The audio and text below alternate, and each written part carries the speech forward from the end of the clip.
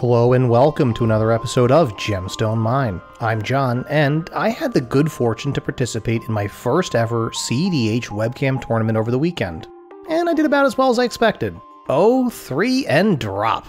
In spite of the poor results I put up, I was actually very happy with the tournament, which was run very well by Chaos Tournaments, with great judges and a lot of great opponents.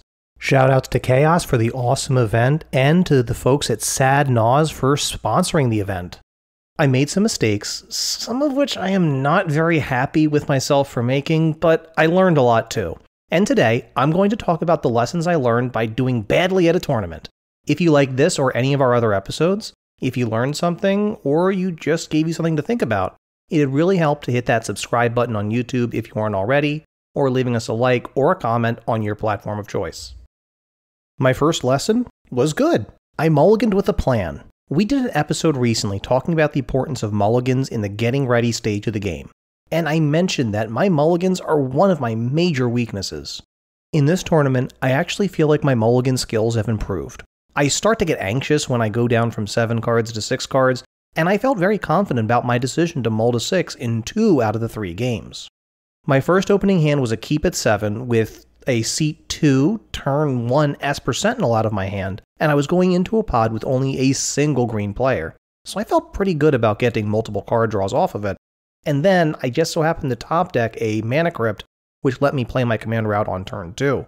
In game number 2, I managed to keep a 6-card hand and bottom a piece of interaction while again in seat number 2. But I got to keep some extra fast mana to get my commander online with an early tutor that I could threaten my win condition by turn 4 with a Mystic Remora to reload my hand to potentially draw into an extra tutor. But one of my opponents just so happened to draw the nuts and managed to Thoracle Consult by turn 2. There wasn't a whole lot I could have done at that point with the hand that I kept anyway. In game number 3, I went down to 6 and kept a hand which had several options. I could either go into a fast commander if I top decked a second Mana Rock, or play for value with an early Esper Sentinel and develop Mother of Runes to protect my board. I had a lot of options, and I felt good about all of my opening hands. Lesson number 3 was a bit of a bad lesson, but an important one to learn. I got greedy at this tournament. We've talked about greed and respect before, and I still don't really like those terms, but they're commonly used in the community, and they're reasonably understandable, so that's what we're going to go with. After Command Fest Philadelphia, I had my experience in those cEDH events. I really felt like I was playing too cautiously, waiting a turn or two too long to play out my combos, snapping off interaction too quickly, and generally just having mistakes that I wasn't having in home games. In this event, I overcorrected. I was playing much too greedily, holding my interaction until it was much too late.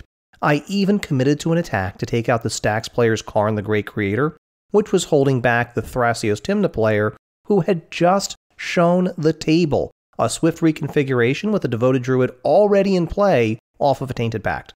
Now I knew they had exiled their Thassa's Oracle with the Tainted Pact, but I completely ignored the possibility of Lab Jace or Labman in the deck. My plan was to take out the Stax effect on my turn, eliminating Karn, then pass the turn around the table, and use a piece of interaction to remove an opposition agent that was stopping me from tutoring up my win condition. But not only had I ignored the possibility of the Tymna Thrasios player having backups for Thoracle, I also completely ignored the presence of Archon of Valor's Reach on the table, and the controller had named Instance. My plan to get rid of the opposition agent revolved around using Chain of Vapor. 2 misplays for the price of 1, and they literally cost us the game. No other way to say it, I got greedy, I ignored multiple pieces of known information to try to pursue my own win condition, when I really had other options that I should have used, drawn the game out, and waited for my opportunity to strike. The next lesson is actually a series of lessons, and I got to get some good reps in with a really interesting deck. I talked about a Simic version of Vol Candlekeep Researcher recently, and I took an Azorius version of the deck to this tournament. Part of the reason was because I realized that Noble Heritage achieved the same goal of quickly getting Vol to 5 toughness to make Staff of Domination a 1-card win condition.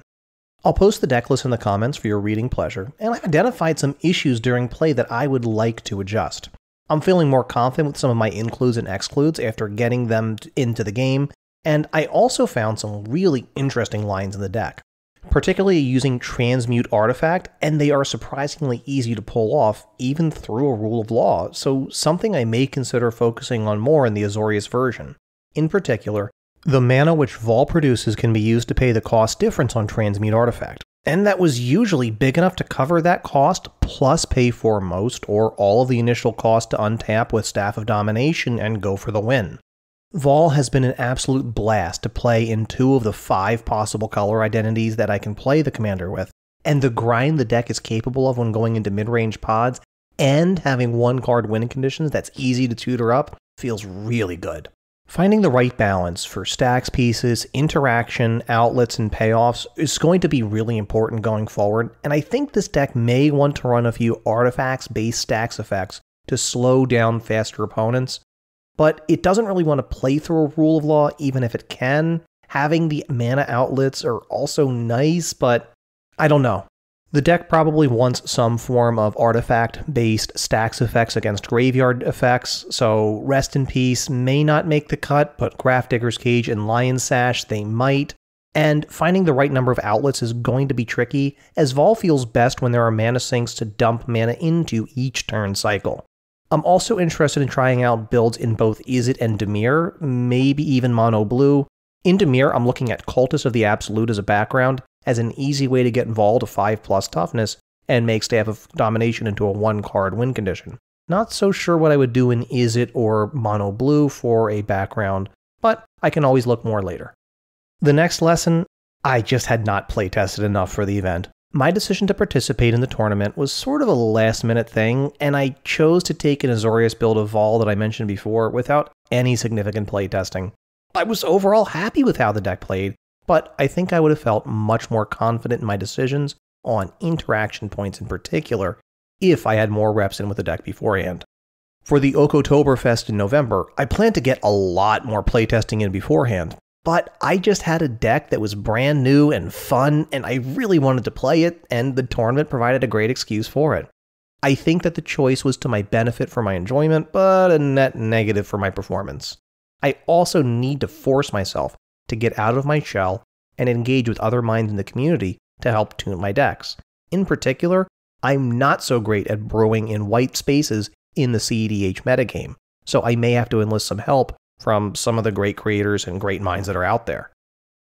The final lesson is kind of a bonus lesson, a cool new thing that I learned. One of the hard parts of cutting during the pandemic era and over spell table for vEDH has been, well, how do you offer cuts to your opponents? And what I was shown was this. After shuffling, you split your deck into 3 piles of roughly equal size and ask an opponent what order to stack them in. I've heard it referred to as a Brazilian cut, but honestly I don't know where it originated from or if that is an accurate term for it. Particularly if you are still taking precautions against handling other decks, or if you're still doing a lot of webcam gaming, this can be a really good way to handle cuts and get closer to that tournament experience if you're trying to prepare. And that about covers the lessons I learned from a really cool webcam cEDH tournament. My first one, in fact. I would have loved to tell you just how I took down the tournament with a rogue brew, but honestly, there was just as much, if not more, to learn from defeat as there was from victory. Have you had any experiences at an event, whether an organized tournament or a command fest, or just some local event at your friendly local gaming store, where it taught you a really useful lesson? We'd love to hear about them. You can leave us a comment. On YouTube, we are Gemstone Mine Podcast. Be sure to like and subscribe if you feel like we've earned it from this or our other lessons. You can also add us on Twitter, where we are at GemstoneMineMTG, or you can email us, gemstoneminepodcast@gmail.com. Until next time, I'm John, and this is Gemstone Mine.